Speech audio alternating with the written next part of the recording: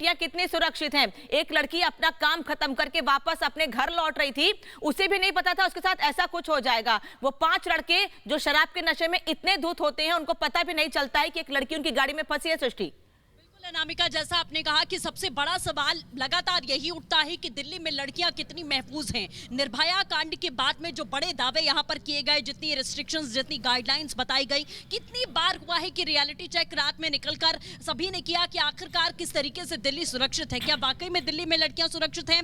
रात के अंधेरे में न जाने कितनी ऐसी लड़कियां हैं जो नाइट ड्यूटीज करती हैं, दफ्तर में जाके काम करती हैं, वापस लौटती हैं। क्या उन्हें अब विचार करना पड़ेगा? इस ऐसी घटनाओं के बाद में जाहिर लोगों के दिल में, जहन में, चाहे वो बेटियां हों, चाहे उनके परिवार वाले हों, सभी के जहन में ये डर बैठ जाता है कि क्या वो अपनी लड़कियों को घर से बाहर निकलने दें, क्या वो उनको रात में काम करने की, दफ्तर में जाके ड्यूटी करने की इजाजत यहां पर दें। जिस तरीके से इस लड़की के बारे में विशाल ने बताया कि 20 साल की लड़की, अकेले कमाने वाली लड़की, अकेले एक ऐसी लड़की जो रोजगार थी अपने घर में, उसकी मां।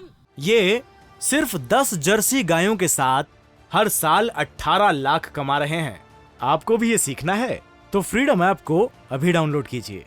जो बीमार रहती है, 2 छोटे भाई हैं जो अभी पढ़ते हैं, काफी छोटे हैं, पिता की मृत्यु हो चुकी है और वो लड़की अकेले घर चलाने वाली थी, अपने घर का इकलौता एक ऐसा सीधे तौर पर जरिया आप कह सकते हैं जिसकी वजह से उनका घर चलता था।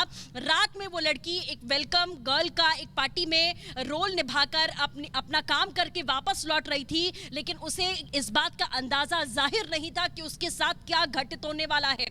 वो 5 लड़के जो बताया जा रहा है कि पूरी तरीके नशे में धुत थे, उन्हें इस बात का बिल्कुल क्या अंदाजा नहीं लगा कि एक छोटी गाड़ी है बलेनो, जिसमें वो लड़की 20 साल की फंसी रहती है। 13 किलोमीटर तक आप उसे घसीटते हैं। इसका मतलब कि ये विकृत मानसिकता है जो दर्शाती है कि एक्सीडेंट के बाद में उस लड़की को बचाया जा सकता था, लेकिन उसे पूछकर सीधे कहा जा सकता है, क्योंकि इस बात का कोई भी क्लेरिफिकेशन या जस्टिफिकेशन नहीं हो सकता कि उन लोगों को इस बात की जानकारी नहीं लगी, और अगर जानकारी नहीं लगी तो ये और ज्यादा घातक है कि आप कितने ज्यादा नशे में धुत थे कि आपको इस बात का अंदाजा नहीं लगा।